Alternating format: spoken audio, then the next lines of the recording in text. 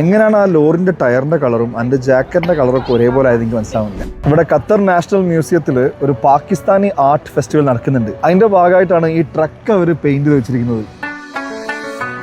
ഈ type of പെയിന്റിങ്സിന് truck art എന്നാണ് പറയുന്നത്. ഈ ആർട്ട് വർക്ക് ചെയ്യാൻ വേണ്ടിയിട്ട് പാകിസ്ഥാനിൽ നിന്നാണ് ആർട്ടിസ്റ്റുകളെ കൊണ്ടുവന്നിട്ടുള്ളത്. ഇത് ഖത്തർ നാഷണൽ മ്യൂസിയം. ഞങ്ങൾ ഇന്ന് ഇവിടെ നടക്കുന്ന ഒരു Pakistani art and architecture exhibition കാണാൻ വേണ്ടിയിട്ട് ക്ഷണിച്ചിട്ടുണ്ടായിരുന്നു. മൻസർ എന്നാണ് ഈ ഒരു എക്സിബിഷൻ അവർ പേരിട്ടിരിക്കുന്നത്. ഖത്തർ മ്യൂസിയത്തിൽ ആക്ച്വലി ഇത്രയും തിരക്ക് ഞാൻ പ്രതീക്ഷിച്ചില്ല കേട്ടോ. ഇവിടെ റെസിഡൻസിന് ഫ്രീ എൻട്രി ആണ്, വിസിറ്റേഴ്സ് ആണെങ്കിൽ 50 റിയാൽ. ഇവിടെ എന്താ സംഭവം എന്ന് വെച്ചാൽ 1940 മുതൽ ഇന്ന് വരെയുള്ള അവരുടെ ഡെവലപ്മെന്റ്സ്, അവരുടെ വളരെ ഫേമസ് ആയ ഒരുപാട് ആർട്ടിസ്റ്റുകളുടെ ഭാവനയിൽ ചെയ്ത വളരെ എക്സ്പെൻസീവ് ആയ ആർട്ട് വർക്കുകൾ ഇവിടെ പ്രദർശനത്തിന് വെച്ചിട്ടുണ്ട്. ഇത് കണ്ടാൽ ഒരു കാർപ്പറ്റ് ആണെന്ന് തോന്നുന്നു, പക്ഷെ ഇത് അടുത്തുനിന്ന് നോക്കിക്കഴിഞ്ഞാൽ നമുക്കൊരു ടൈനി പിക്സ് കാണാൻ പറ്റും. മാഷക്ക് കുറച്ച് ഈ ഒരു ഭ്രാന്തുള്ളത് കൊണ്ട് പുള്ളിക്കാർ ഇതിലൊക്കെ ഭയങ്കര എക്സൈറ്റഡ് ആണ്. ആയിഷ ഖാലിദ് എന്ന് പറഞ്ഞിട്ടുള്ള ഒരു ആർട്ടിസ്റ്റിന്റെ you have set me apart എന്നുള്ള ആർട്ട് വർക്കാണിത്. ഇതെല്ലാം ഗോൾഡ് ആൻഡ് സിൽവർ പ്ലേറ്റഡ് ആയിട്ടുള്ള പിന്നുകൾ യൂസ് ചെയ്തിട്ടുള്ള ആർട്ട് വർക്കാണിത്. ഇങ്ങനെ ഓരോ വർഷവും പല രാജ്യങ്ങളുടെ ആർട്ട് എക്സിബിഷൻസ് ഒക്കെ ഇവിടെ നടത്താറുണ്ട്. ഈ ഒരു ആർട്ട് വർക്കിന് ഭയങ്കര പ്രത്യേകത ഉണ്ട്. കാരണം ഈ ഒരു സാധനം ഉണ്ടാക്കിയിരിക്കുന്നതെല്ലാം ക്ലോത്തുകൾ ഉപയോഗിച്ചിട്ടാണ്. തൊട്ടടുത്ത് വരുമ്പോൾ മാത്രമേ മനസ്സിലാവുള്ളൂ കേട്ടോ അത് ക്ലോത്ത് ആണ് ഇതിന് യൂസ് ചെയ്തെന്നുള്ളത്. ഈ മൻസാർ എക്സിബിഷന്റെ ഡീറ്റെയിൽസ് കാണിച്ചുകൊണ്ടുള്ള ഒരു ബുക്കാണിത്. കുറച്ചുകൂടെ